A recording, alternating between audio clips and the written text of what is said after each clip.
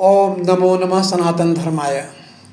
सनातन प्रवाह के इस अंक में हम अपने साथियों से जुड़ते हुए प्रसन्नता का अनुभव कर रहे हैं। साथियों, सनातन प्रवाह के इस अंक में आप हिंदू समाज को अपने संस्कारों और सनातन धर्म की महत्ता के प्रति जागरूक कैसे किया जाए, इस विषय पर विचार सुनेंगे।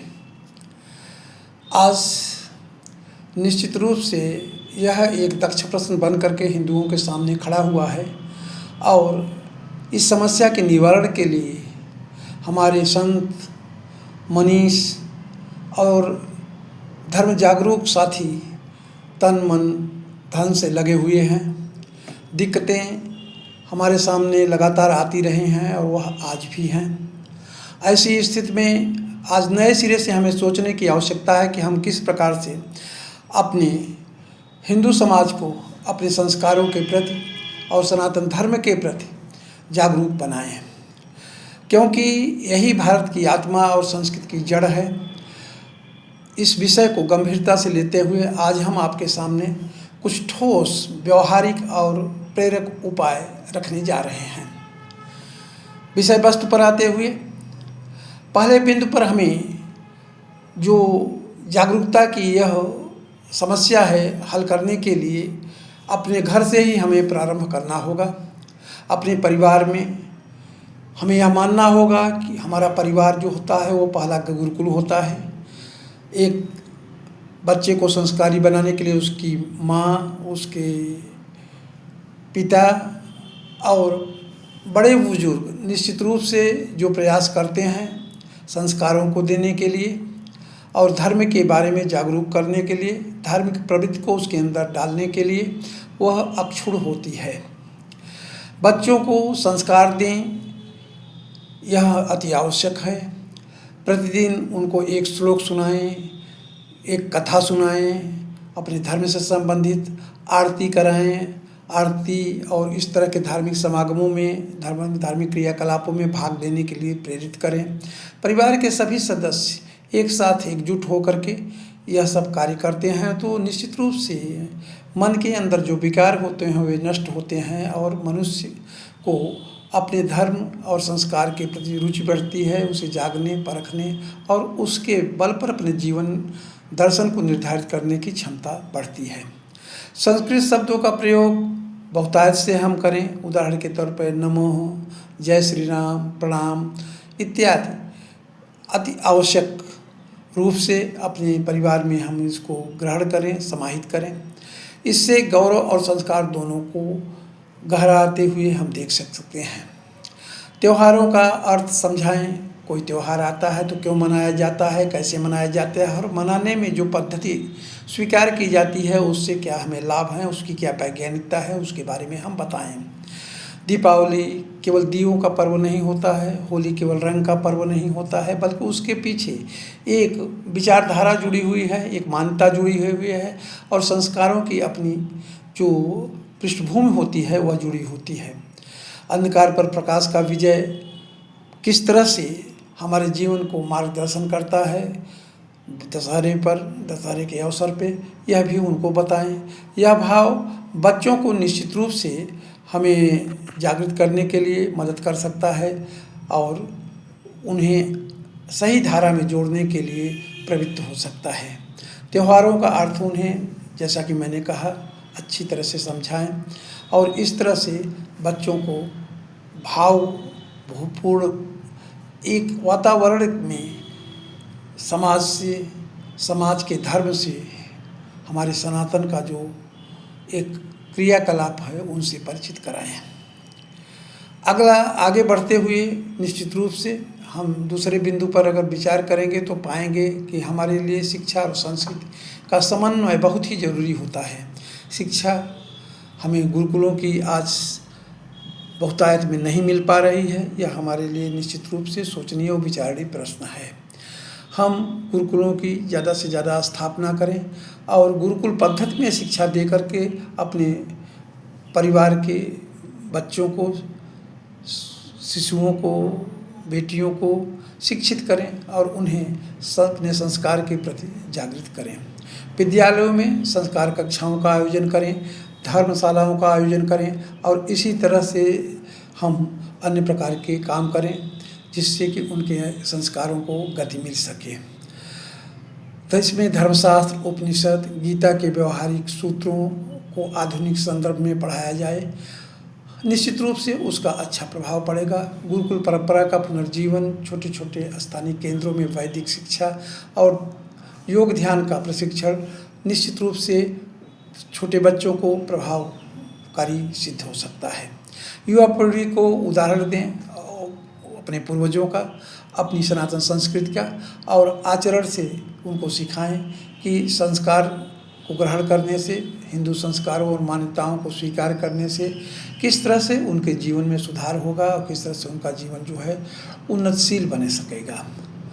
हम तीसरे बिंदु पर जाएंगे तो निश्चित रूप से समाज में एक जन जागरण की जो आवश्यकता है उसको पूर्ण करने के लिए हमें उद्यत होना होगा, आगे आना होगा।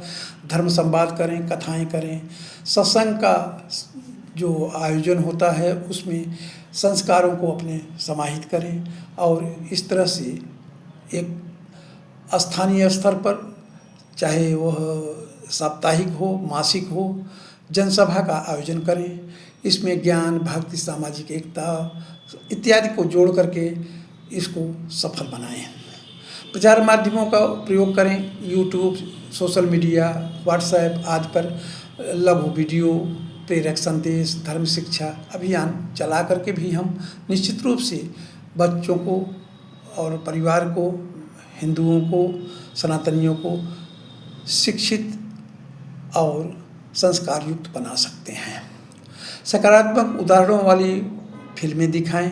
सनातन के मूल्यों को बताने वाले दृष्टांतों के बारे में चर्चा करें और इस तरह से व्यक्तियों को जो भी वहाँ उपस्थित हैं हिंदुत्व और सनातन के प्रति, सनातन और हिंदुत्व के मूल्यों को बता करके उनके अंदर जो है वैज्ञानिक पृष्ठभूमि में ज्ञान के स्तर को बढ़ाएं। चौथे बिंदु पर जाते हुए निश्चित रूप से हमें जो दिखाई देता है वो बहुत ही महत्वपूर्ण दिखाई देता है कि मंदिरों को केवल पूजा और आराधना का स्थल ही नहीं माने, संस्कार और वेद के केंद्र के रूप में उसको विकसित करें। वहाँ संस्कार लोगों को मिले और जो वैदिक पद्धति हमारी रही है उसके बारे में समझने का उनको मौका बने, ज्ञान बढ़ाया जाए। हर रविवार को मंदिर में संस्कार दिवस मनाया जाए।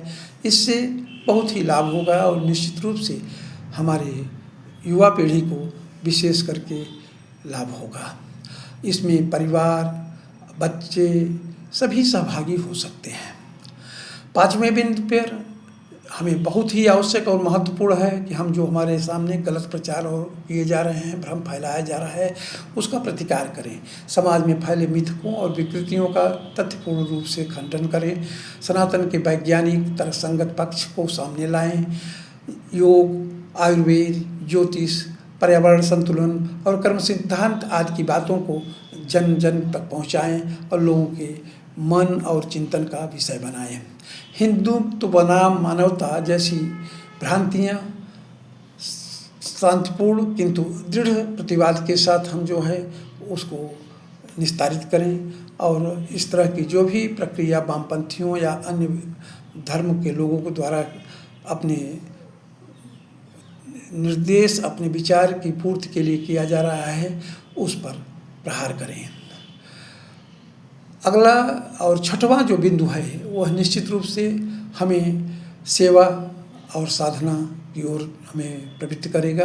अगर हम सेवा और साधना का मार्ग ग्रहण करते हैं तो निश्चित रूप से इससे हमें सर्वोत्तम परिणाम मिलेंगे। गरीबों, छात्रों, वृद्धों की सेवा करें, उनको सहयोग दें और इसी तरह से प्रकृति और पर्यावरण के लिए भी हम कार्य करें। हमारा मंत्र कहता है, हमारा सनातन कहता है, नर सेवा नारायण सेवा है और इस विचार के साथ निश्चित रूप से हम हिंदू समाज को बहुत आगे बढ़ा सकते हैं। जब धर्म के साथ सेवा जुड़ती है तो उसका प्रभाव जनमानस पर अस्थायी रूप से, परमानेंट रूप से होता है। इस तरह से आगे बढ़ते हुए हम अगर सातवें बिंदु पर जाएंगे, विचार करेंगे तो हमें एक और भी एक दृष्टांत मिलेगा कि हम मंत्रों को दोहराते हैं, प्रेरक नारे लगाते हैं और उनके विचारों को सनातन के अनुकूल बनाने के लिए जो वाणी मुखरित करते हैं वह उपदेश के रूप में, प्रवचन के रूप में या किसी रूप में, तो वह किस तरह से हमारे समाज पर प्रभाव डाल सकती है, किस तरह समाज को विकृत की ओर जाने से बचा सकती है। साथियों, सनातन हमारा गौरव है, इसे जानना ही जागरण है। संस्कार से समाज और समाज से ही राष्ट्र बलवान होता है। अगर हमारे अंदर संस्कार नहीं है तो निश्चित रूप से हमारे राष्ट्र को बलवान नहीं कहा जा सकता है। धर्म बचाओ, संस्कृति बचाओ, भारत माता को नमन करके भारत भूमि को महान बनाओ, विश्व गुरु बनाओ, इस तरह के नारे और भाव अगर हम जागृत कर सकते हैं तो निश्चित रूप से हमें उससे काफ़ी लाभ मिलता है और हमारे हिंदू समाज को गति पकड़ने में, अपने संस्कारों के प्रति, अपने धर्म के प्रति आकर्षित होने में समय नहीं लगेगा। सनातन संस्कृति पर हो रहे वैचारिक आक्रमण और उसके बीच हमारी क्या भूमिका होनी चाहिए, इस बारे में भी हमें विचार करने की आवश्यकता होती है। और निश्चित रूप से अगर इन सब को अपने हिंदू समाज में विशेष करके बच्चों, बेटियों और युवा पीढ़ी में हम प्रचार प्रसार करते हैं तो उससे हमारा सांस्कृतिक गौरव बढ़ता है और हमारे राष्ट्र की जो अपनी उन्नत श्रृंखला है विकास की, उसको गति मिलती है और इस तरह से हम अपने उद्देश्य में सफल हो सकते हैं। इन्हीं सब बातों के साथ आप सबको धन्यवाद देते हुए और यह अपेक्षा रखते हुए कि अगर यह विचार आज का आपको अच्छा लगा तो इस चैनल को लाइक, शेयर और सब्सक्राइब करेंगे। हम आपसे आज के इस अंक से विदा लेते हैं। धन्यवाद। जय हिंद, जय हिंदू राष्ट्र।